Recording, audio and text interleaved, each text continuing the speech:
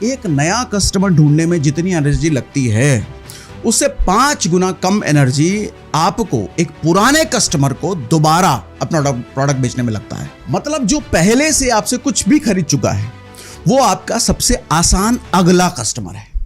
Practical example लेके समझाता हूं। मान लो अगर किसी के घर को पेंट करने का काम मिला है, पास्ट में अगर आपने किया होगा, पेंट किया होगा, तब क्या किया था आपने?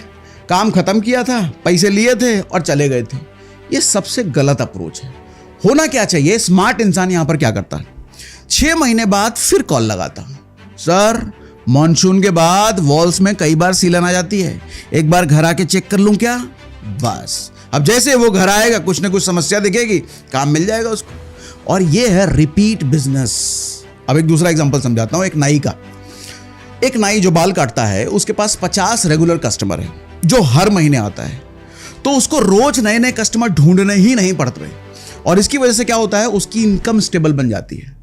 अब इस टेक्निक को देखो कंपनियां कैसे इस्तेमाल करती हैं, बड़ी बड़ी कंपनियां। 2005 में अमेजॉन ने अमेजॉन प्राइम लॉन्च किया था। उस वक्त लोगों को लगा कि यार कौन 79 रुपये महीना, 79 रुपये सालाना देगा फास्ट डिलीवरी के लिए। लेकिन अमेजॉन को पता था कि अगर कोई एक बार प्राइम मेंबर बन गया तो वो बार बार उन्हीं से खरीदने वाला है। नए कस्टमर अक्वायर करने पे दिमाग लगाने के बजाय उन्होंने एग्जिस्टिंग कस्टमर को रिटेन करने पे एक्स्ट्रा दिमाग लगाया। हुआ क्या? आज प्राइम के ग्लोबली 200 मिलियन से ज्यादा मेंबर हैं और एक prime member non prime member से एवरेज 4 गुना ज्यादा स्पेंड करता है, खर्चा करता है। तो ये प्रिंसिपल है भैया, रिटेंशन ओवर एक्विजिशन, और ये आज हर बड़े बिजनेस का बैकबोन है, लेकिन छोटे बिजनेसेस को समझ नहीं पाते। मिनाकर ने लोगों को एक प्रॉब्लम को पॉइंट आउट किया है, लोगों की प्रॉब्लम को पॉइंट आउट किया है। अक्सर लोग क्या करते हैं, जब कुछ शुरू करने का सोचते हैं तो या तो बहुत बड़ा सोचेंगे और शुरू ही नहीं करेंगे, या फिर इतना छोटा सोचेंगे कि कभी ग्रो ही नहीं हो पाते। ऑथर कहते हैं कि शुरू छोटे से करो लेकिन प्लान बड़ा करने का रखो। एग्जाम्पल समझाता हूं। एक लड़की है जिसे बेकिंग आती है, बेकिंग, केक बनाना। उसने शुरू किया घर से अपना काम और शुरू में सिर्फ क्लोज फ्रेंड्स और रिश्तेदारों के ऑर्डर्स लिए उसने।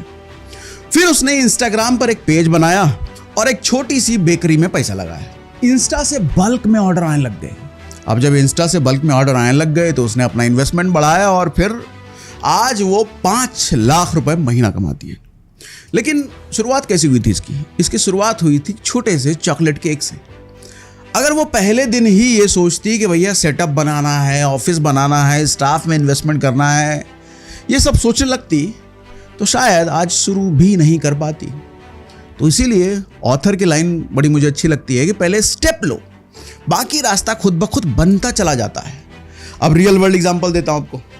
1940 में रिचर्ड और मैरी मैकडोनल्ड ने कैलिफोर्निया में एक छोटा सा रोड साइड का बिजनेस स्टॉल खोला था, बर्गर का। कोई ग्रैंड विजन नहीं था, कोई बड़ा इन्वेस्टमेंट नहीं था, बस एक छोटा सा सिंपल सा आइडिया था कि फास्ट फूड मिलना चाहिए, सस्ता मिलना चाहिए और फूड की क्वालिटी और टेस्ट में कंसिस्टेंसी होना चाहिए। एक कस्टमर जब दोबारा आए तो उसको सेम टेस्ट हर बार मिलना चाहिए। और उन्होंने धीरे धीरे इस प्रोसेस को परफेक्ट बनाया, धीरे धीरे। फिर एंट्री हुई रेक रॉक की, फ्रेंचाइज मॉडल आया और बाकी इस फ्रेंचाइज मॉडल की ताकत तो आप जानते ही हैं। आज मैकडोनल्ड 100 से ज्यादा देशों में है और यह दुनिया की सबसे वैल्यूएबल रेस्टोरेंट चेन्स में से एक बन चुका है। लेकिन शुरुआत कैसे हुई थी इसकी? एक रोड साइड स्टॉल से, यानी कि बहुत छोटी सी चीज से। तो इसीलिए ऑथर ने ये वाली बात बोली भैया कि शुरुआत छोटे से करो।